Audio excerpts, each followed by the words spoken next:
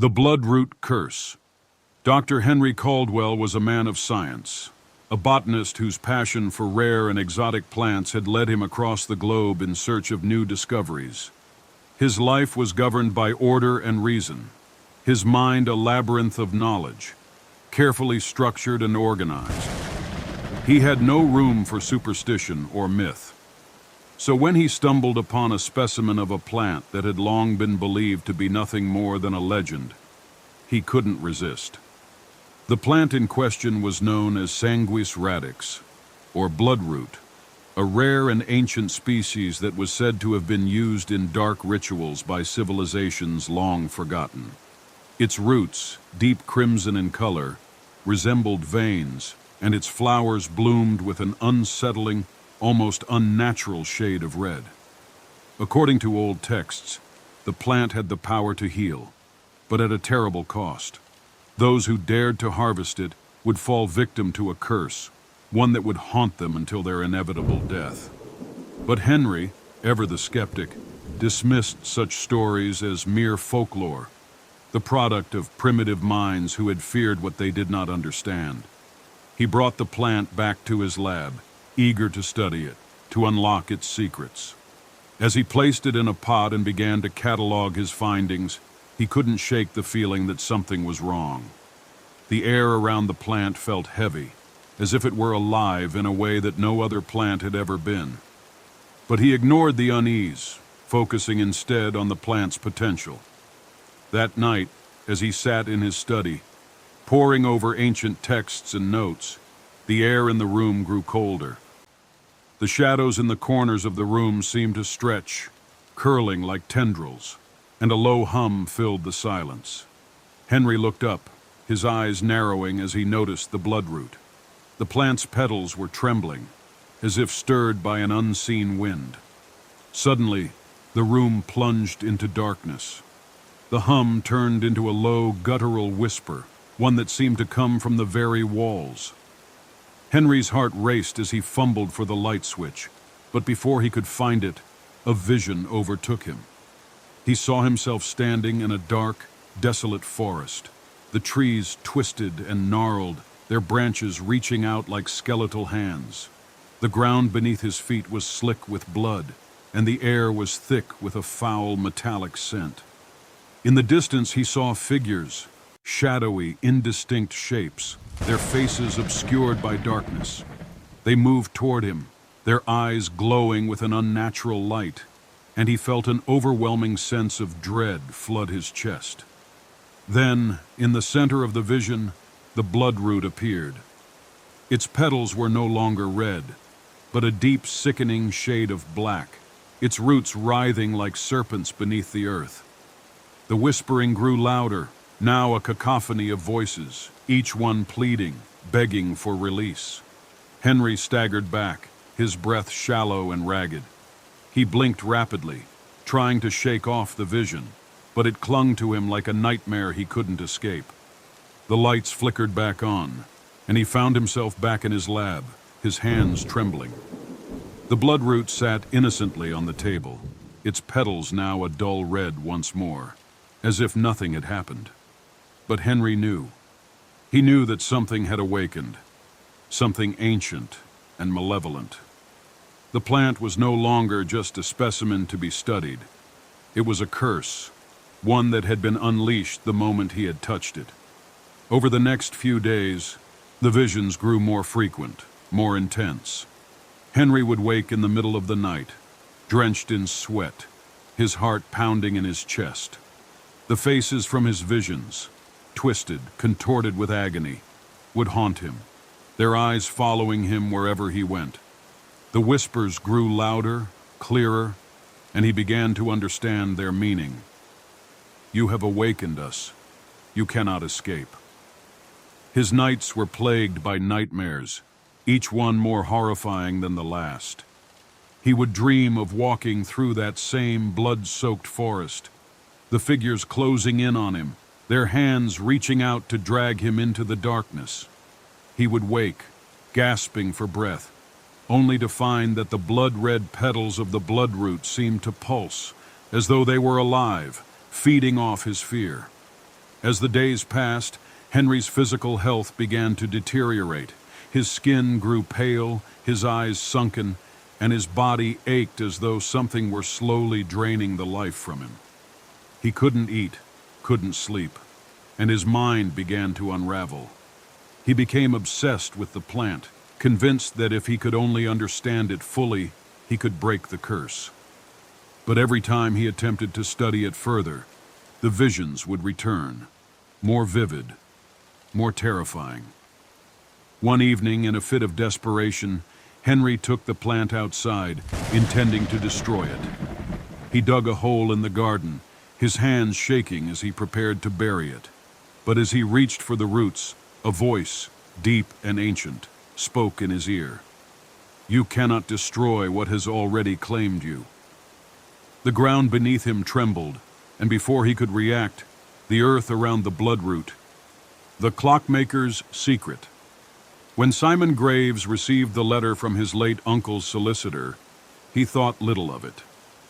He had never known the man well, a distant relative whose name had faded from memory over the years. But the letter contained an unexpected bequest, an old grandfather clock, an heirloom passed down through generations.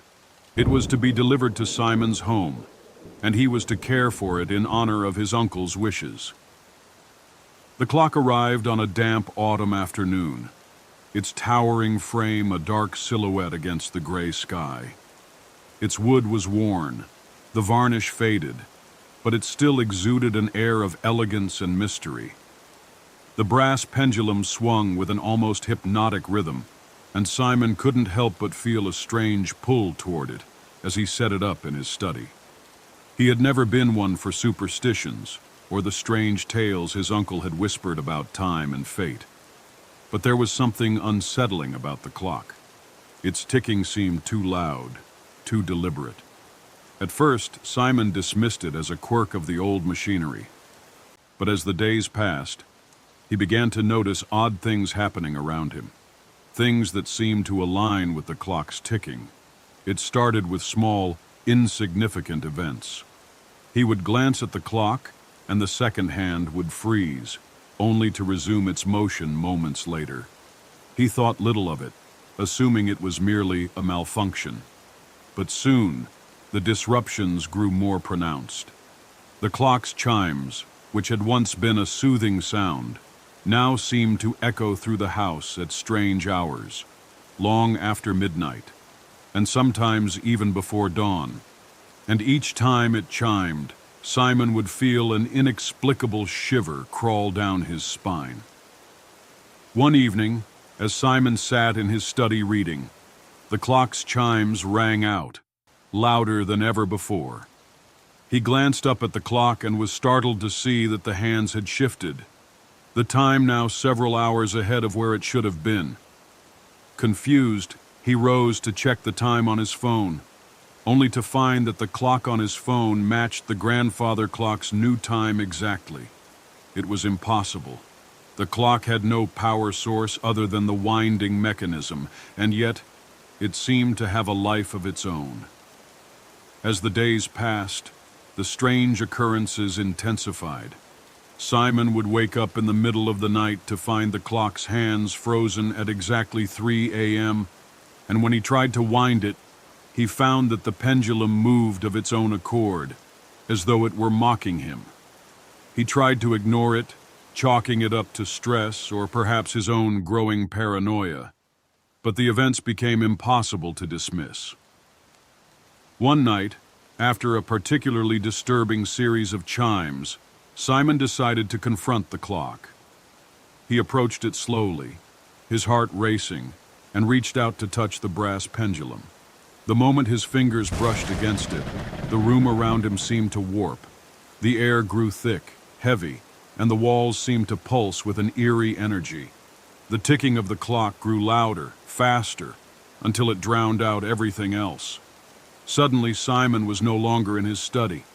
He stood in the middle of a fog-covered street, the buildings around him distorted and unfamiliar. The clock's chimes echoed through the mist, and Simon realized with a sinking feeling that he was no longer in the present.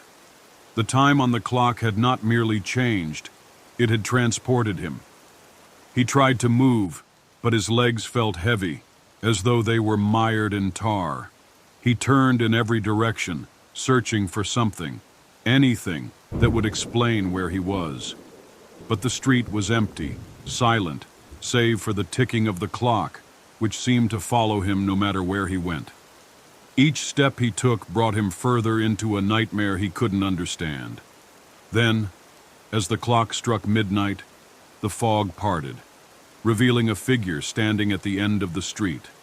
It was a man, dressed in a tattered suit, his face obscured by a mask that seemed to shift with the light. Simon felt a wave of dread wash over him as the figure began to move toward him, its steps deliberate, unhurried.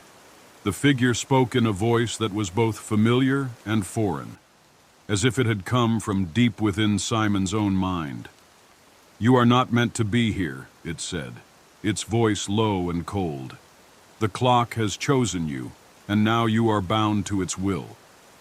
Before Simon could react, the figure raised its hand, and the world around him shifted again. He found himself back in his study, but something was wrong.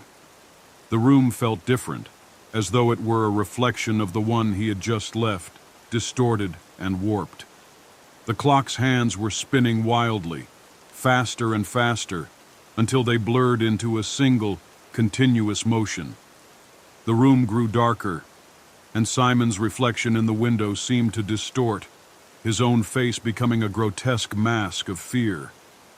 The ticking continued, louder and louder, until it was all-consuming.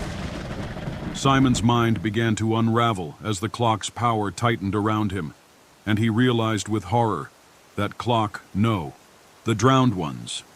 The sun had barely risen when Thomas Grant's boat capsized in the deep, murky waters of the lake.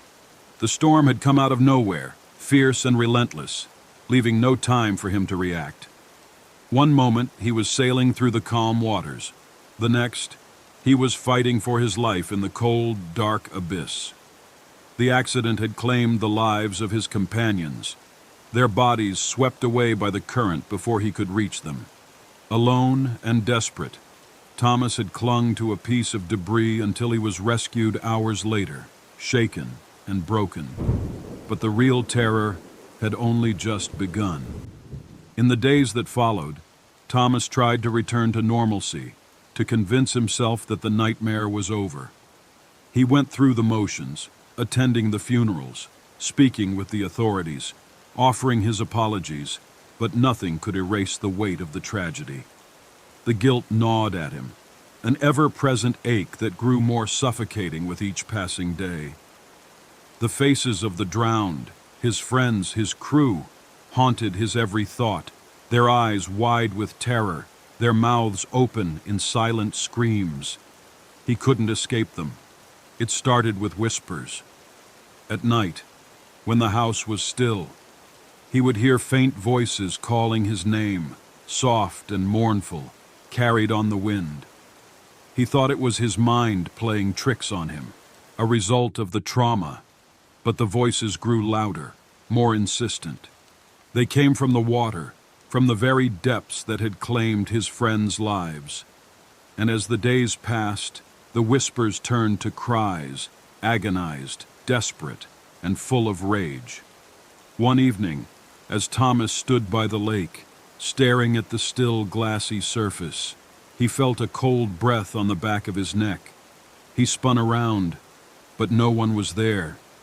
His heart pounded in his chest as he turned back to the water. That's when he saw them, figures rising from the depths, their pale, bloated faces emerging from the lake, their eyes wide and empty, their bodies twisted and waterlogged. The drowned ones. They were real. At first they appeared only at the edge of his vision, fleeting shadows that vanished when he blinked.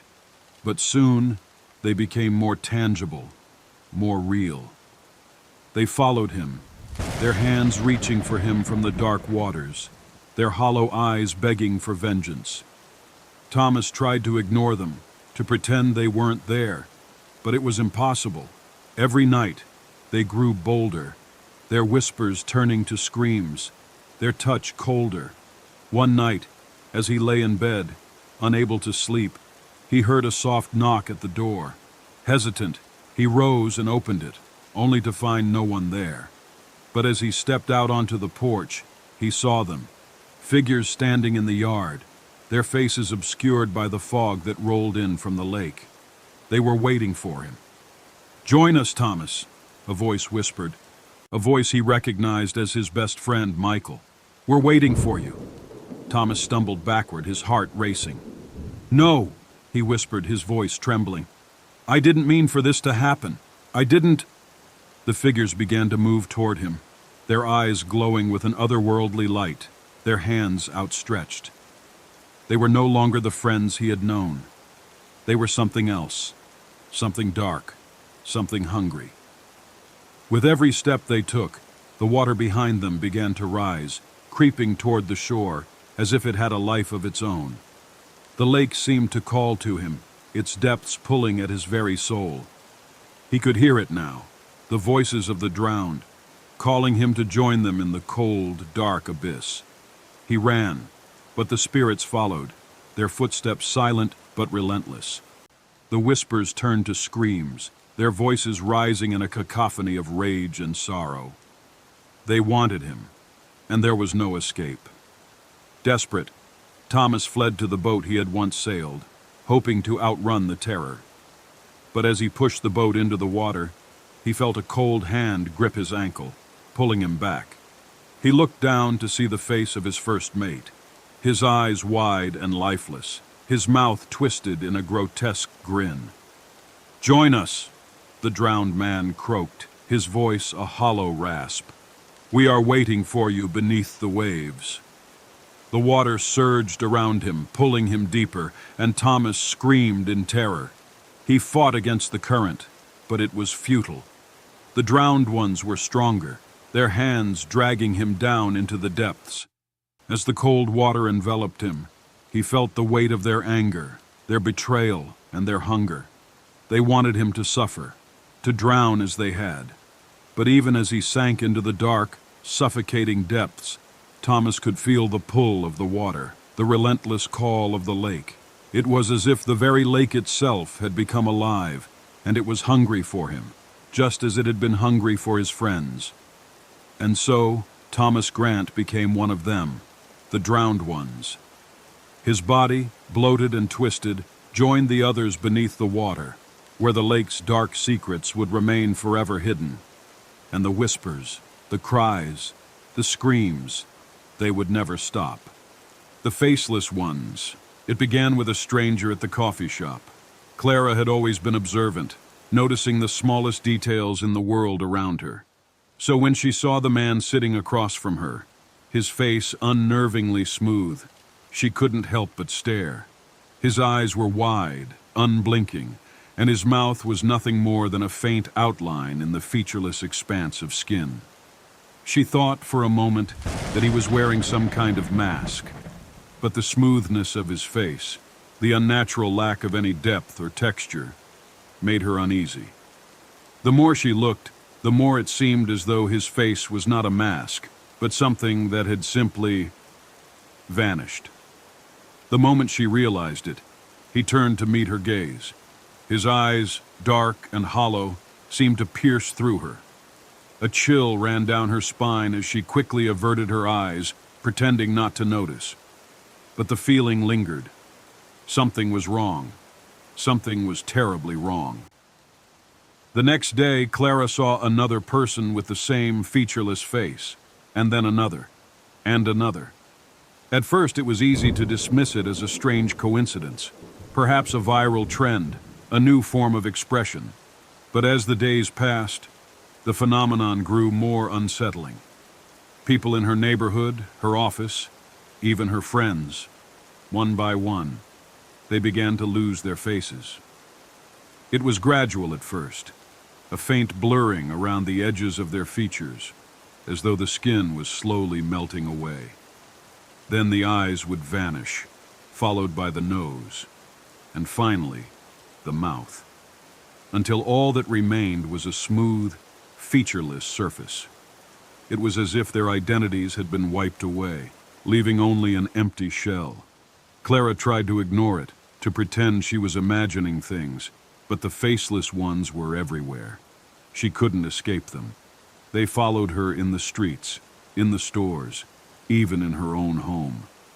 At night, she would wake up to hear the soft rustling of footsteps outside her window, only to peer out and see nothing but faceless figures standing motionless in the dark.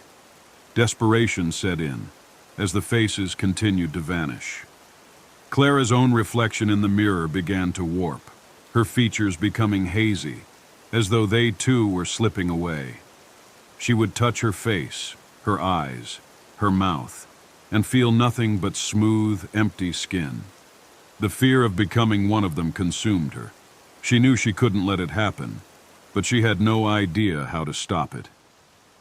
One evening, as she walked home from work, she saw a figure standing at the end of the street. It was one of them, a faceless one. But this time, there was something different about it. The figure was taller, its body unnaturally thin, and its movements jerky, like a puppet being controlled by invisible strings.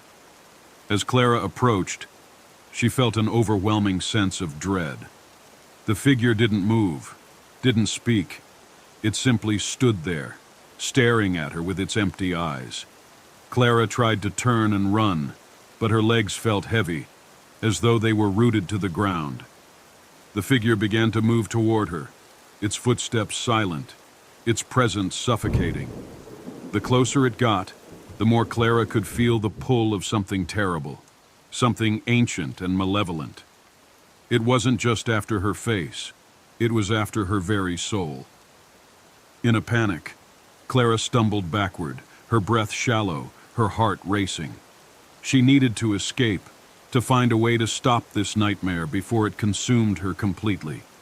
And then, just as the faceless figure reached out for her, she remembered something her grandmother had once told her, a story from her childhood, a warning about the faceless ones, the lost souls who roamed the earth, stealing the faces of the living, leaving only emptiness in their wake.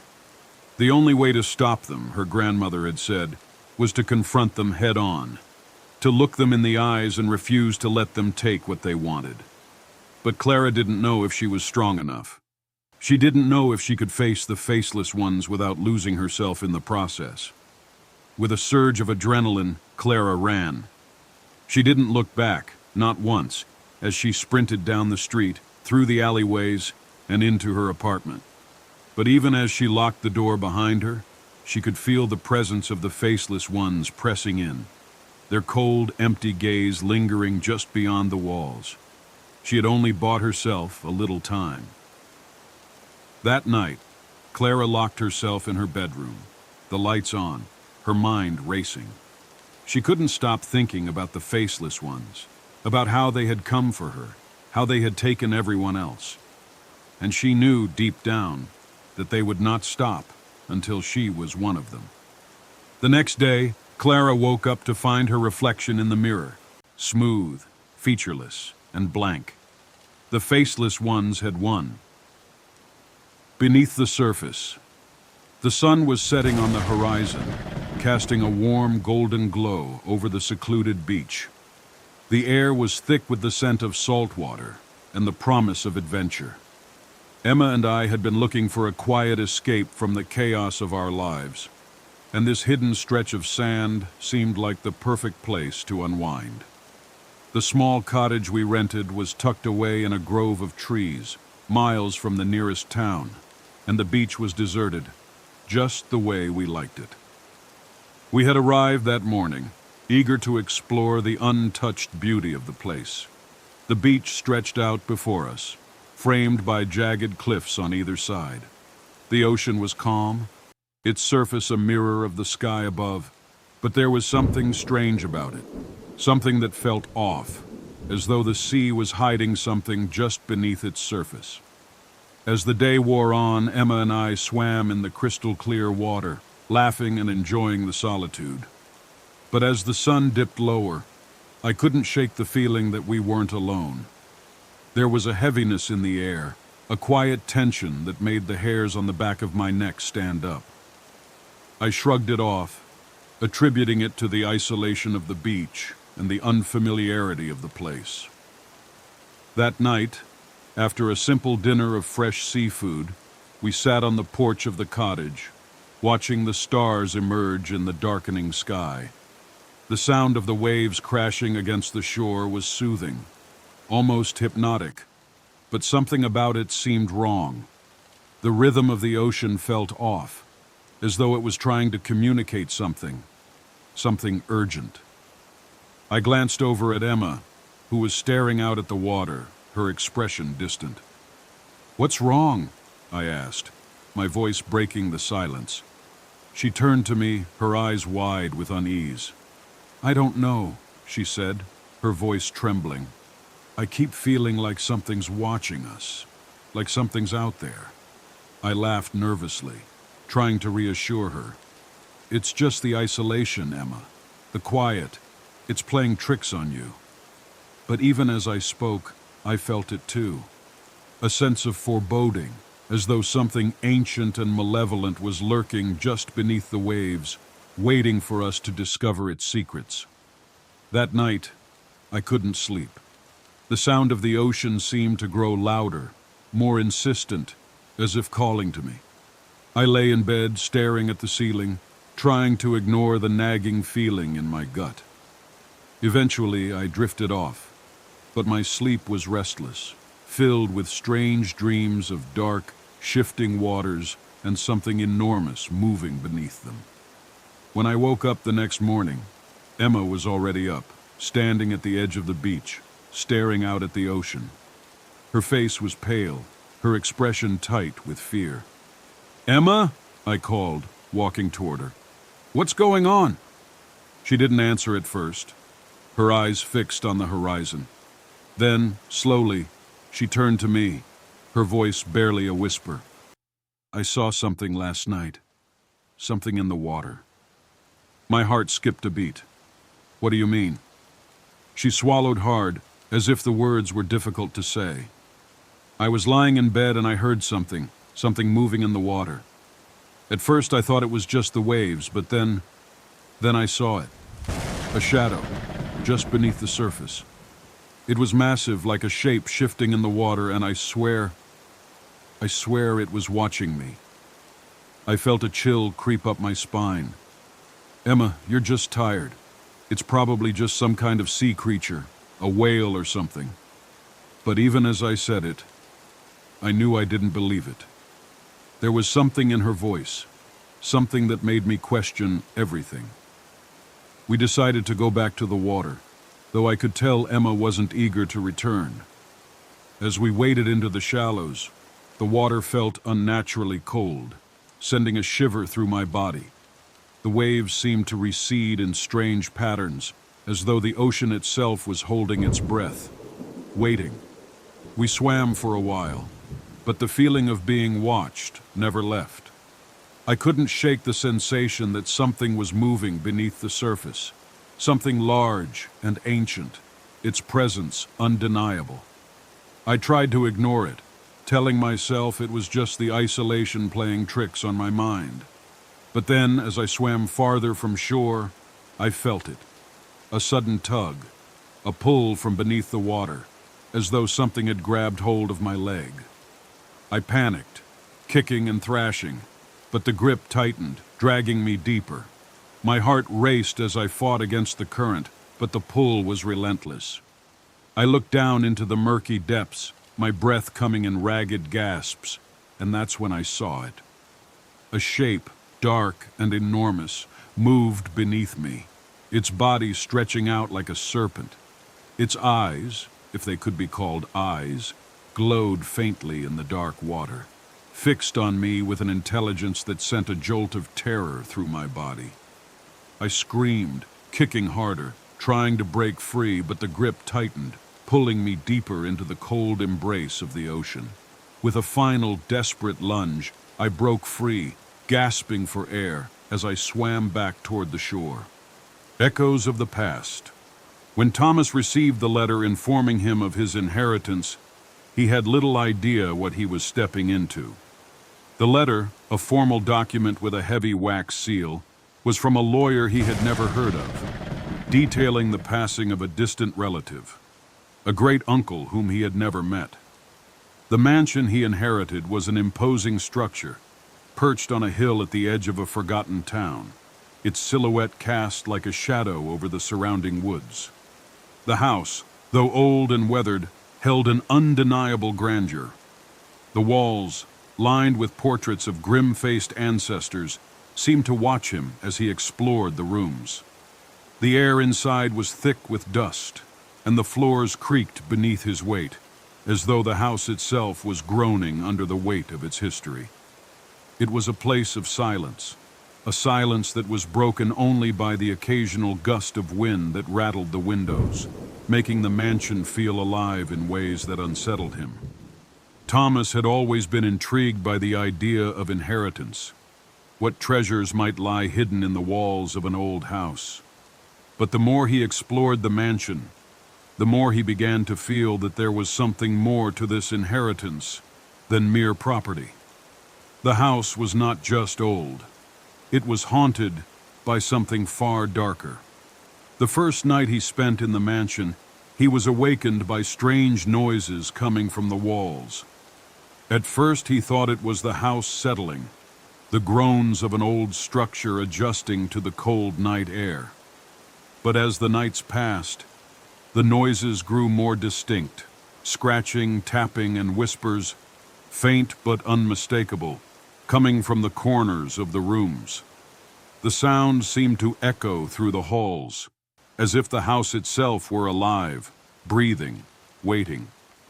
The portraits on the walls, which had initially seemed like mere relics of a bygone era, began to take on a more sinister air. As Thomas passed them, he could swear that their eyes followed him, their painted gazes lingering on his every movement. One portrait in particular caught his attention, a painting of a woman with hollow, dark eyes, her face pale and drawn, as though she had been captured at the moment of her death. The longer he stared at her, the more he felt an unsettling connection, as though she were trying to communicate something to him.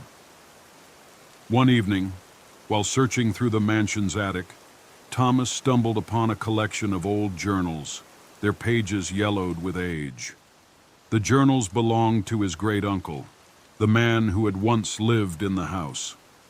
As he read through the entries, a chilling pattern began to emerge. The journals spoke of strange occurrences, disappearances, unexplained deaths, and a growing sense of dread that had settled over the mansion. The final entry, written in a frantic hand, was a cryptic warning. The house remembers. It will never let you leave. Thomas dismissed the journals as the ramblings of a man driven mad by isolation, but the unease that had begun to take root in his chest only deepened. The whispers grew louder, and the shadows in the corners of the rooms seemed to shift, as if something was waiting just beyond his sight. One night, unable to shake the feeling that he was being watched, Thomas decided to confront whatever haunted the mansion. He ventured into the basement, where the air was thick with the smell of decay. The stairs creaked beneath his feet as he descended into the darkness, the faint light from his lantern casting long, flickering shadows across the walls. At the bottom of the stairs, he found a door, old and rusted, its surface covered in strange symbols that seemed to pulse with an unnatural energy. With a sense of dread gnawing at his insides, Thomas opened the door. Inside, he found a room that was unlike any other in the house. It was small, its walls lined with cracked mirrors, each one reflecting a distorted version of himself. In the center of the room was an old, rotting chair, its wood splintered and broken. And in the chair, there was something else. A figure, hunched and twisted, its features obscured by shadow, sat motionless. As Thomas stepped closer, The figure turned its head, revealing a face that was nothing like his own, yet somehow familiar.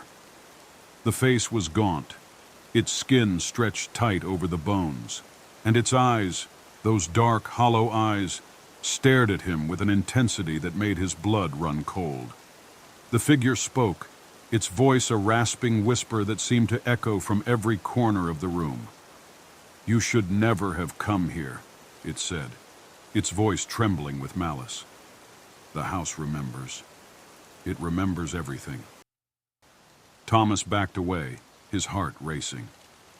The figure's words were like a knife in his chest, cutting through the fog of disbelief that had clouded his mind.